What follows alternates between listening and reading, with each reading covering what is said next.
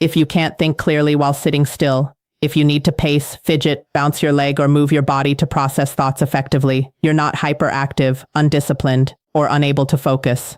Neuroscience reveals you're a kinesthetic processor, and your brain thinks better when your body is in motion. Movement isn't a distraction from thinking, it's how your brain thinks best. Let quote. Let's talk about something that gets you in trouble constantly. You can't sit still while thinking. When you're trying to solve a problem, process information, or have a deep conversation, your body needs to move. You pace back and forth while on phone calls. You fidget with objects during meetings. You bounce your leg, tap your fingers, rock in your chair, or walk around your room. Teachers told you to sit still and focus. Bosses give you looks when you stand up during conference calls. People assume you're not paying attention, that you're distracted, hyperactive, or rude. But the truth is the opposite. You're paying complete attention precisely because you're moving. Here's what psychology and neuroscience reveal. You're a kinesthetic processor. Your brain has a strong connection between physical movement and cognitive function. For you, movement isn't a distraction from thinking, it's a necessary component of thinking. Studies show that kinesthetic processors think more clearly, process information more effectively, and solve problems better when they're allowed to move. Forcing you to sit still doesn't improve your focus, it destroys it. Research from cognitive science shows that people vary in how they process information. Some people are primarily visual processors. They think in images and benefit from seeing information. Some are auditory processors. They think in words and sounds. But kinesthetic processors integrate physical movement with cognitive processing. Brain imaging studies show that when kinesthetic processors are allowed to move while thinking, they show increased activation in both motor regions and cognitive regions simultaneously. Your brain literally works better when your body is moving. This isn't hyperactivity or inability to focus. It's your brain's optimal processing mode.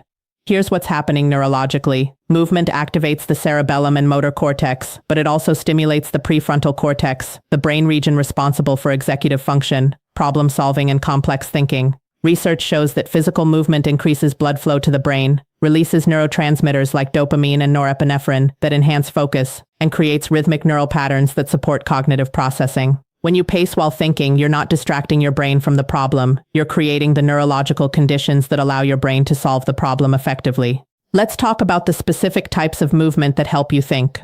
First, pacing. Walking back and forth creates rhythm and bilateral stimulation that supports problem solving. Studies show people solve complex problems better while walking than while sitting. Second, fidgeting. Manipulating objects with your hands occupies the motor system just enough to prevent restlessness without distracting from cognitive work. Third, leg bouncing or rocking. Repetitive rhythmic movements create neural patterns that support sustained attention. Fourth, standing or moving between positions. Changing physical state helps shift mental state. Fifth, gesturing while talking. Hand movements aren't just expressing thoughts, they're helping generate thoughts. Here's the ADHD connection. Research shows that people with ADHD have even stronger needs for movement during cognitive tasks. Studies show that children with ADHD perform better on cognitive tests when allowed to move than when forced to sit still. The movement isn't hyperactivity interfering with focus. It's necessary stimulation that enables focus. If you have ADHD and need to move while thinking, these aren't separate issues. They're connected features of how your brain regulates attention and arousal. Research on fidgeting specifically reveals important findings. For years, fidgeting was seen as distraction and sign of poor focus, but studies now show that fidgeting can improve concentration, especially for people who are under-aroused. Fidgeting provides just enough physical stimulation to keep the brain at optimal arousal for focused work. Research shows that students who fidget during lectures often retain information better than students who sit completely still. Your fidgeting isn't preventing learning, it's enabling it. Let's address the developmental piece. If you've always been someone who needs to move, this pattern probably showed up in childhood.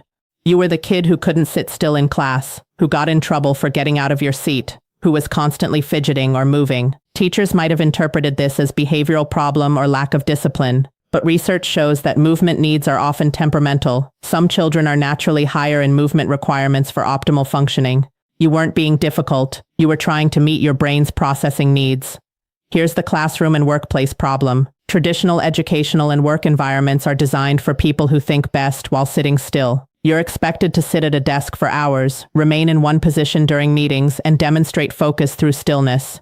But research shows this design disadvantages kinesthetic processors.